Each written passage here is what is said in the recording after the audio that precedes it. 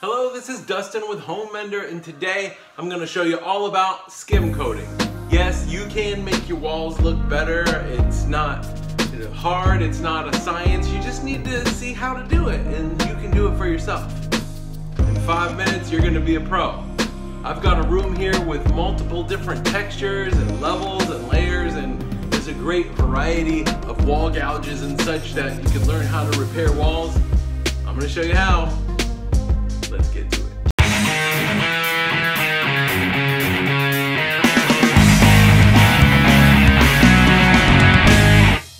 We'll be using the green top today. We're gonna get it mixed up first. All right, I got my metal pan and knife here with my green top inside.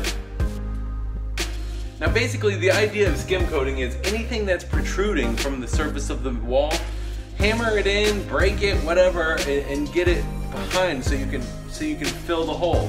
So basically, if it's a hole, you fill it, and if it's protruding, you knock it back or scrape it off. So we're gonna go here. We took some cabinets out. You can see caulk lines and 50 years of paint, and a nail that needs to be hammered in. You don't want to get any specks in your knife, and if you do get specks on your knife, you can put them over here. This is my little trash pile. I don't like this little end. It's at the bottom. I don't really use it, and I know if I get chunks in it, I can get my chunk out and put it right there in my little trash section. So basically, we're gonna fill everything and feather this out. We want to hide this paint line here, so we're gonna do a really soft feather. Now my new backsplash is going to cover some of this, but I don't know how much it is going to cover. So I'm going to go ahead and skim coat this.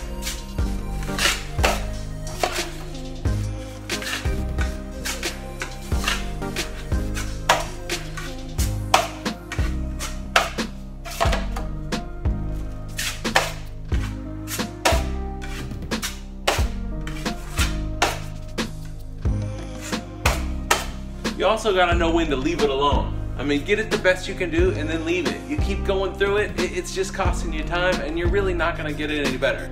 Just go with it. If there's big tracks, you can always scrape them off and work it on the next coat.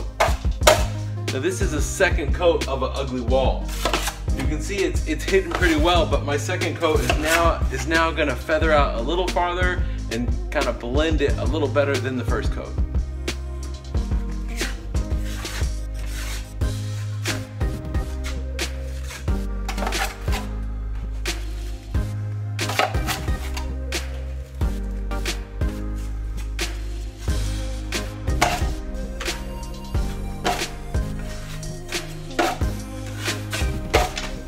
Here's just a hole down here.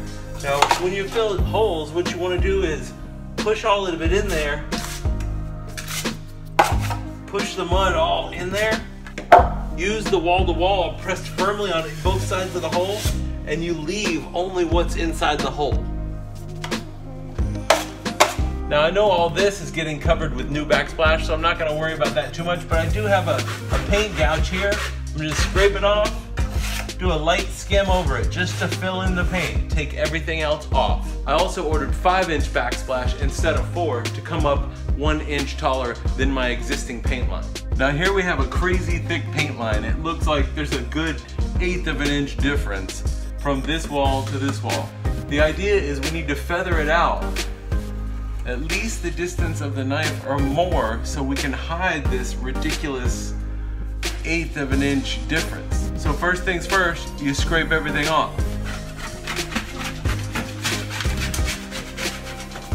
You always get the loose texture off.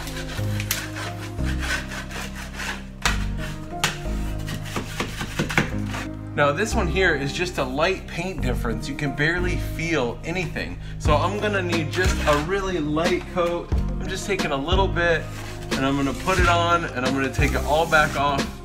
And basically it's just gonna hide that paint line where the cabinet was sitting, and we've got 50 years of paint here. There's a height difference. Now with this one over here, with the big one, it's gonna take a little bit more, but you're still gonna do it the same way, filling in the gap. Because this side's higher, I'm gonna put all the pressure on this left side and kind of float and feather the right side. Takes all of it off of the green part. And now the feather. We can feather a little more here. There we are. That was good.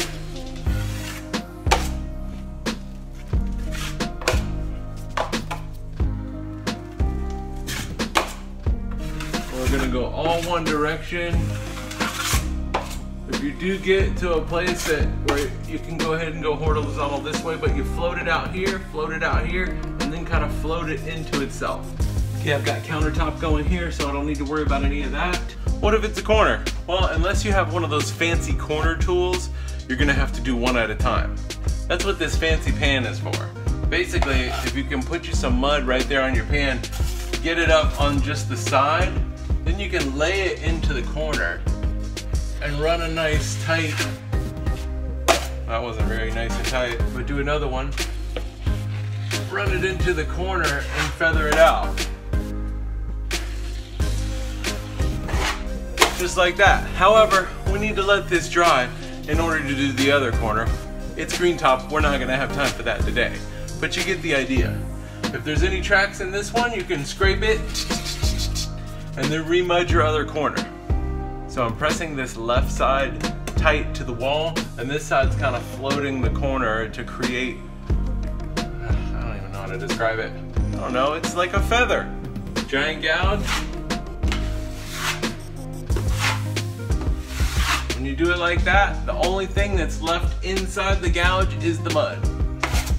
What if it's in a bathroom? It's the same thing. You do the little scrapage, get all that soft, flaky stuff off.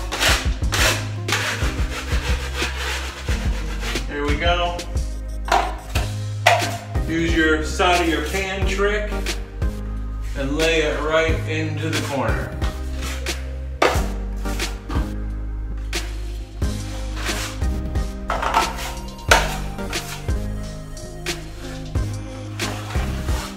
So that's it, just a few tips and tricks on how to be a better skim coater. I mean, it's not really a science, you just need somebody to show you how to do it. So give it a shot, make your walls look better, and when you're done, make sure you clean your mud pan out. You don't want to be one of the guys who doesn't clean their pan out. So for the Home Mender, I'm Dustin. I hope you learned something today, and if you did, don't forget to click subscribe. Thanks for watching.